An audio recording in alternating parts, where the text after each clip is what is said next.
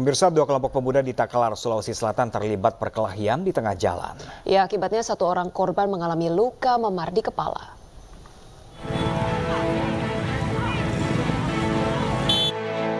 Perkelahian kelompok pemuda bersenjata tajam terjadi di Jalan Poros Kalabirang, Kecamatan Patalasang, Kabupaten Takalar, Sulawesi Selatan. Sejumlah pemuda terlihat saling keroyok dan saling serang di tengah jalan hingga mengganggu arus lalu lintas. Akibat peristiwa itu, satu pemuda menjadi korban dan mengalami luka memar di kepala. Saat kejadian, sejumlah warga berusaha melerai kedua kelompok agar tidak berlanjut. Tidak hanya menganiaya pemuda, salah satu pelaku bahkan membawa kabur telepon genggam milik korban. Korban sedang duduk-duduk depan Indomaret main handphone, kemudian tiba-tiba datang beberapa orang bertanya, salah satunya bertanya siapa yang pakai motor Mio N3 putih. Kemudian korban menjawab, tidak ada di sini yang pakai. Dan kemudian terduga pelaku yang bertanya tersebut langsung memukul korban. Disitulah terjadi pengeroyokan. Korban berlari, kemudian dikejar oleh terduga pelaku tersebut. Pasca kejadian itu viral di media sosial, warga setempat kini resah dan meminta agar polisi segera menangkap para pelaku yang diperkirakan berjumlah 5 orang. Dari Kabupaten Takalar, Sulawesi Selatan, Bukma, iNews melaporkan. Ya, pemirsa, kita beralih ke informasi berikutnya. Pasangan suami istri beserta anak balitanya terpergok warga mencuri kotak amal di sebuah masjid di kawasan Merawang, Bangka Belitung. Ya, pelaku mengaku telah beraksi di 7 lokasi yang ada di Kabupaten Bangka.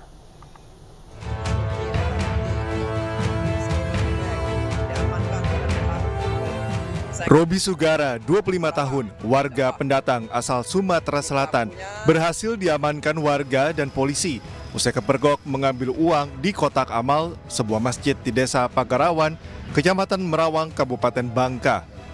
Pelaku masuk ke dalam masjid dan membongkar kotak amal bersama istri dan anaknya yang masih balita. Awalnya gerak-gerik keberadaan pelaku di dalam masjid membuat warga menaruh curiga dan sempat mengintai aktivitas pelaku. Setelah mendapati kedua pelaku sedang membongkar sebuah kotak amal, warga pun langsung masuk ke dalam masjid dan mengamankan pelaku. Di hadapan polisi, pelaku mengaku nekat mencuri kotak amal lantaran tidak mempunyai pekerjaan dan untuk keperluan sehari-hari. Sebelum melakukan aksinya, pelaku berpura-pura mengambil air wudhu di luar masjid sambil menunggu informasi dari sang istri yang sudah masuk terlebih dahulu ke dalam masjid. Setelah mendengar instruksi bahwa banyak uang di dalam kotak amal, barulah pelaku yakni suaminya yang masuk ke dalam masjid dan membongkar kotak amal dengan menggunakan sebuah obeng dan tang potong. Uangnya buat apa? Buat makan. Buat kebutuhan sehari-hari? Iya. Kau merusak kotak amal itu pakai apa? Pakai obeng sama tang. Obeng sama tang? Ya. Masjid Desa Pagarawan ada sepasang suami istri yang diamankan warga karena diduga akan melakukan pencurian kotak amal. Ya, mendapat informasi tersebut, kemudian tiket Polsek Merawang datang ke masjid tersebut dan benar didapati sepasang suami istri bersama seorang anaknya yang masih kecil, ya, yang sudah diamankan warga. Akibat perbuatannya, kini pasangan suami istri masih dilakukan pemeriksaan di Mapolres Bangka. Ya, pemirsa, seorang pria di Ogan Komering Ulu, Sumatera Selatan diduga bunuh diri gara-gara terjerat pinjaman online. Ya, korban juga diteror debt collector dan kerap mendapatkan orderan fiktif melalui ojek online. Bahkan teror berlanjut meski korban sudah meninggal dunia.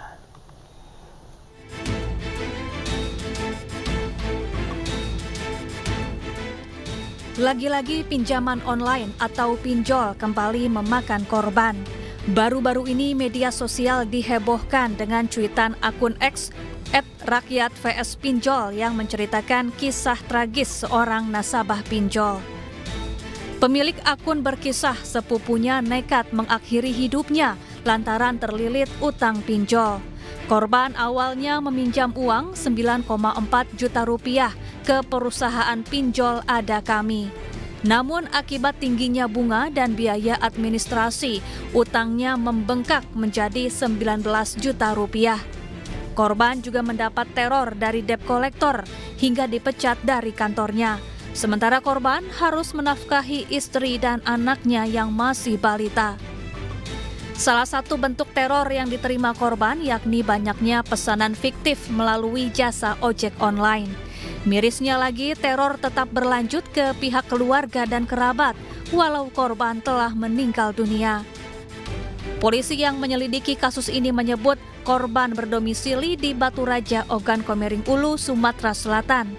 Jika perusahaan pinjol terbukti menggunakan jasa debt collector ilegal dan mengancam nasabahnya, maka akan ditindak. Hasil daripada admin Twitter ini adalah teman dari sepupu korban. Jadi terkait dengan praktek-praktek pengancaman, pemerasan terkait dengan ITE dalam operasional pinjol. Jadi pinjolnya tidak salah selama dia mempunyai legal standing dari operasional yang dilakukan. Ya, yang menjadi masalah, yang menjadi salah adalah ketika kemudian dalam operasionalnya menggunakan debt collector yang melawan hak gitu, melakukan pengancaman.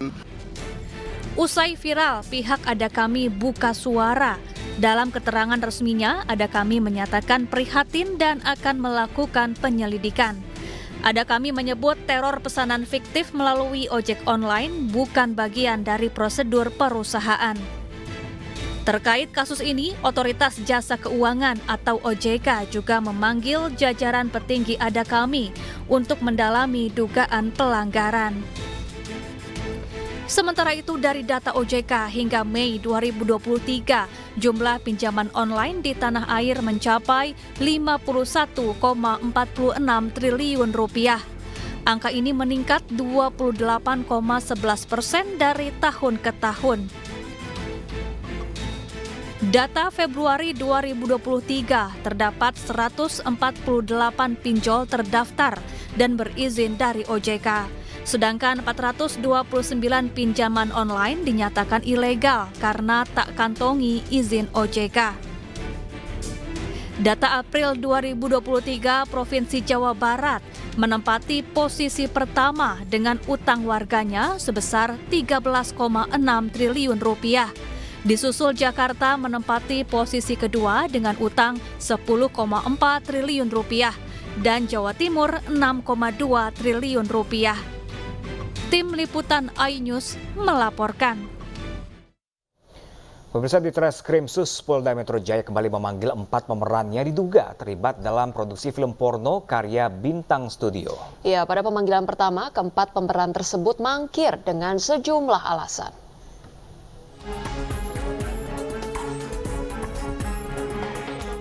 Direktorat Reserse Kriminal Khusus Polda Metro Jaya akan melakukan pemanggilan kedua terhadap 4 pemeran film porno karya Bintang Studio. Sebanyak 12 dari 16 pemeran film porno sebelumnya sudah diperiksa oleh tim penyidik sebagai saksi beberapa waktu lalu. Sementara itu, 4 pemeran lainnya yang terdiri dari 3 perempuan dan 1 laki-laki tidak hadir karena alamat yang tidak jelas serta alasan sakit. Rencananya pemanggilan kedua akan dilakukan pada 25 September 2023 mendatang. Selain melakukan pemeriksaan terhadap para pemeran film porno, polisi juga akan menghadirkan saksi ahli di bidang IT, hukum pidana, serta pornografi. Dan kita masih melakukan profiling, pencarian terkait dengan alamat dimaksud, karena beberapa informasi yang kita dapatkan, alamat tersebut tidak ditemukan yang bersangkutan. Kemudian terkait dengan satu talent pria yang kita panggil dan tidak hadir pada saat akan dilakukan pemeriksaan oleh tim penyidik di Treskrimsus Polda Metro Jaya yang beralasan sakit, karena sakit kita akan melibatkan bidang kesehatan. Dan yang paling terakhir, pada minggu ini kita telah melakukan komunikasi maupun koordinasi awal dengan 3 ahli, dari ahli ITE, ahli pidana maupun ahli di bidang pornografi, masing-masing 2 ahli. Sudah kita lakukan komunikasi dan koordinasi awal. Insya Allah minggu depan kita jadwalkan untuk pemeriksaan para ahli. Sebelumnya kepolisian sudah mengamankan 5 tersangka terkait penggerbekan rumah produksi film porno. Kelima tersangka ini masing-masing berperan sebagai produser, sutradara, kameramen, serta admin website. Dari Jakarta, Galuh Pandu, Zulkarnain, Pandu Priyo, iNews melaporkan.